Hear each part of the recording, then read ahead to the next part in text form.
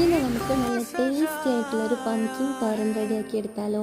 Pan ചൂടായ ശേഷം വെളിച്ചെണ്ണ ഒഴിച്ച് കടുക് പൊട്ടിച്ച് അതിലേക്ക് 2 വറ്റൽമുളക് ചേർത്ത് വെച്ചിട്ടുണ്ട്.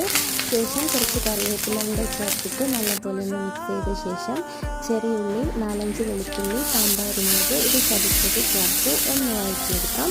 അതിലേക്ക് നമ്മൾ നല്ലപോലെ കഴുകി കട്ട് ചെയ്ത് വെച്ചിട്ടുള്ള പംകിൻ ചേർത്ത് കൊടുത്ത് നല്ലപോലെ ഒന്ന് മിക്സ് ചെയ്തെടുക്കാം.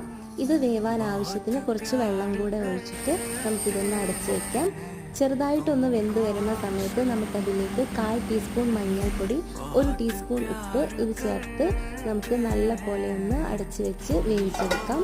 ഇത് നന്നായിട്ട് വെന്ത് വരുന്ന സമയത്ത് നമുക്ക് ചിരകിയ തേങ്ങ കൂടെ ഇട്ട് നല്ല പോലെ ഒന്ന് മിക്സ് ചെയ്തെടുത്താൽ നമ്മുടെ ഹെൽത്തി ടേസ്റ്റി പംകിൻ തോരൻ റെഡി.